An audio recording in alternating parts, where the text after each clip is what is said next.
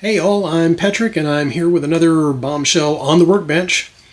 Today I wanted to show you how I painted the Edo Scutter in an antique gold color.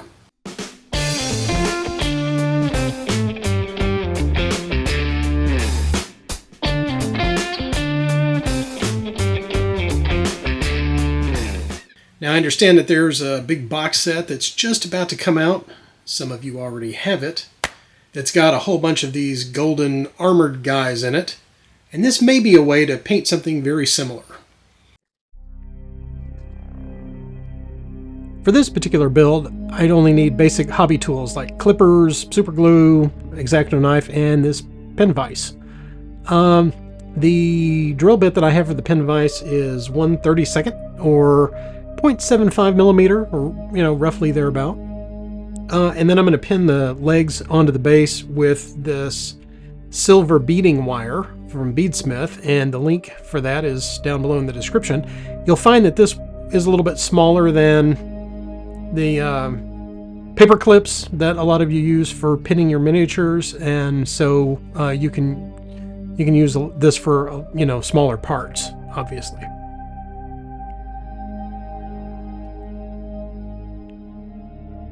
And then where the parts are clipped apart, I use this little sanding stick.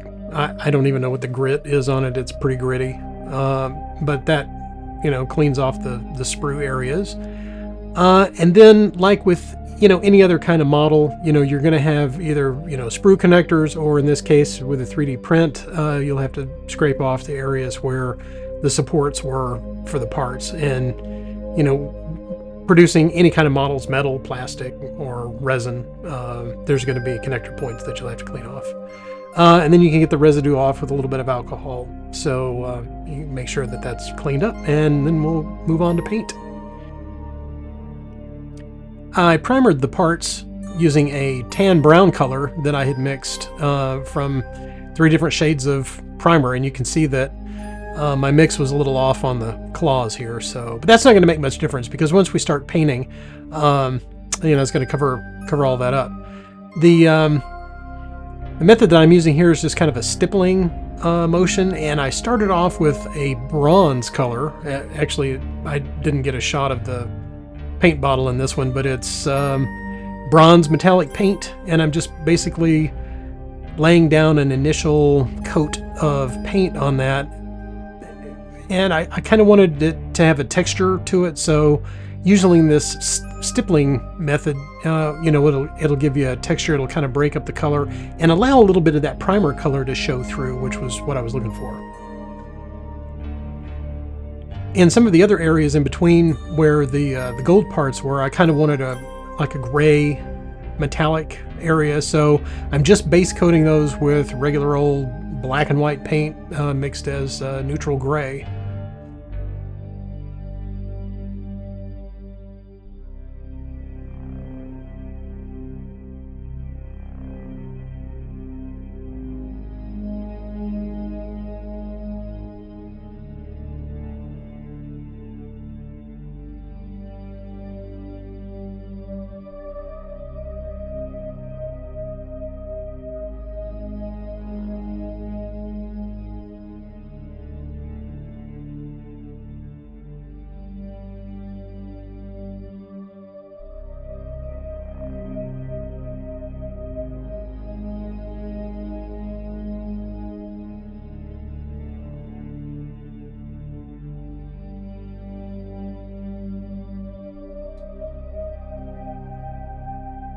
This same gray color was used to paint the components of the cockpit where the pilot sits.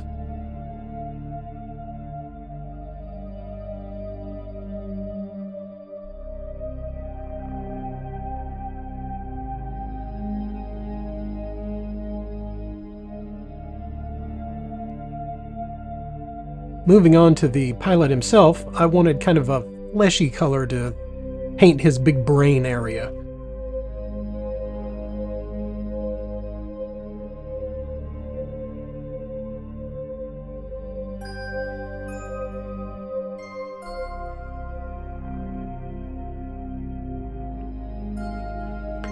So to add a little bit of shadow to the fleshy brain area, I mixed up a wash using the glaze and wash medium with a little bit of black and purple in it. I just rebottled my glaze and wash medium in a smaller dropper bottle to make it easier to maneuver.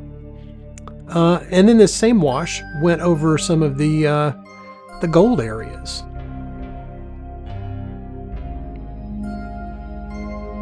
Now it may seem a little bit odd, but this kind of creates a unifying shadow color that would be reminiscent of like what you would expect to see outdoors in bright sunlight. And then I went and added this over the base as well.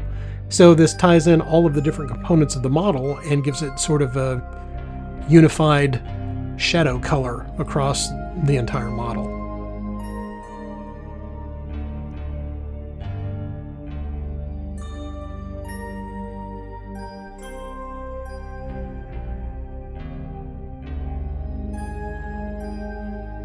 After the wash was dry, I stippled on this copper color in order to create sort of a warm undertone to all of the gold areas.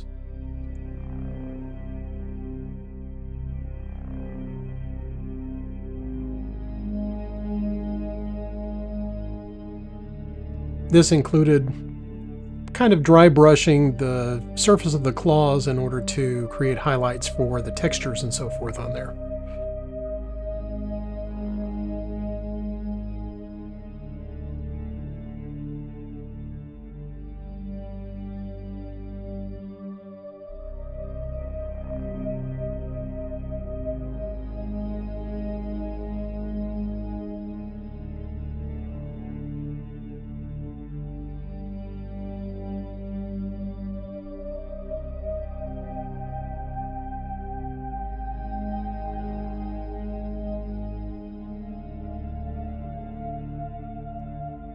For the other metallic areas on the legs, I switched to just a straight silver color and highlighted those areas that I had base coated with the neutral gray and that shadow wash.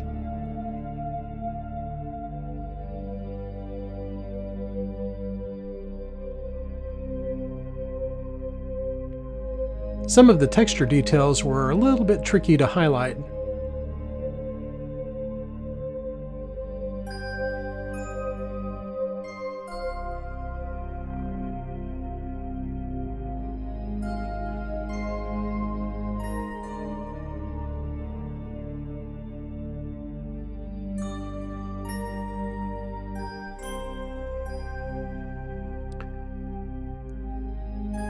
Then I overbrushed those textures with bright gold.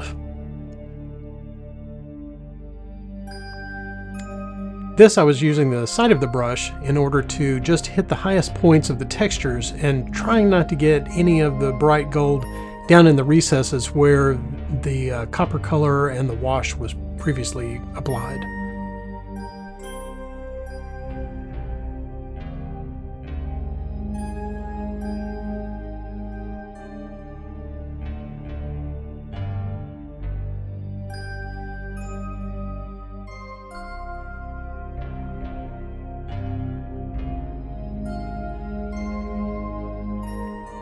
Mixed up a lighter shade of gray that I had base coated the cockpit components with and added a few edge highlights along some of the highest areas.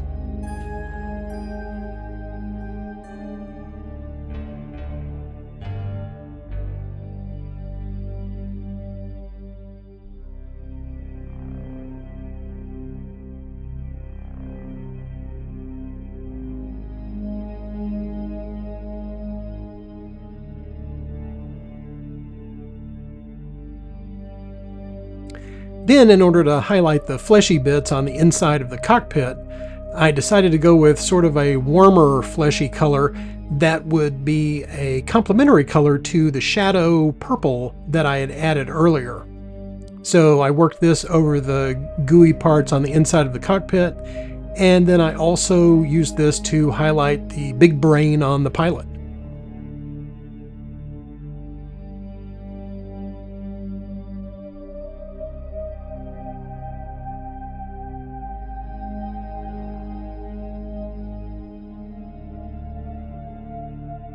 The arc reactor was base coated with white and a transparent blue wash was added, and then I went back over it with more white to punch up the highlights. Once the wash had dried on the base, I added a little bit of static grass by gluing it down with PVA glue. When that had dried, I was able to paint a little bit of shadow using a brown color on the static grass, and then highlighted that up with a warmer color.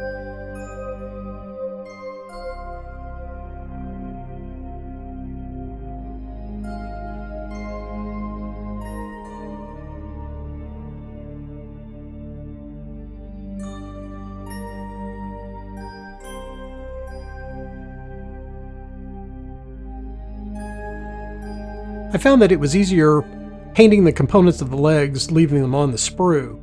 So here I went ahead and cut those apart and then sanded down the little nubs and glued all the rest of the pieces together using super glue.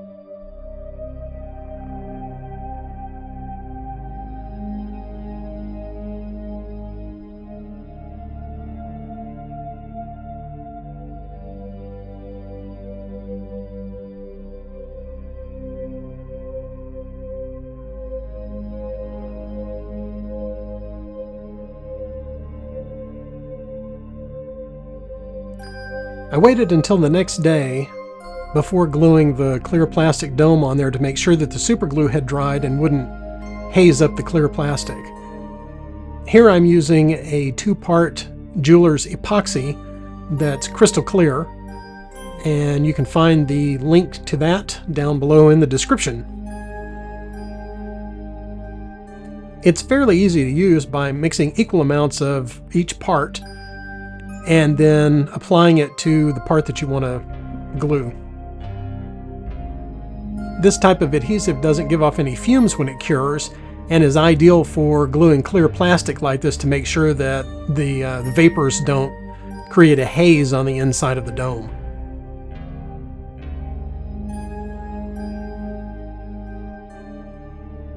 If you've enjoyed this process on painting true metallic metals, give the video a like, click that little thumb button, or even subscribe to the channel. That would really help us out and get our videos seen by a lot more folks.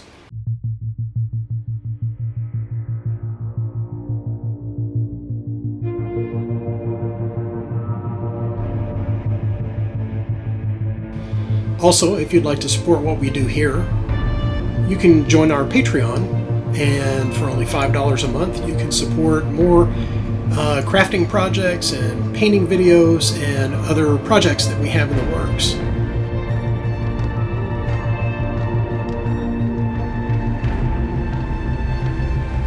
You can actually join this list of folks right here who currently support our Patreon, and you can see your name in the credits next time.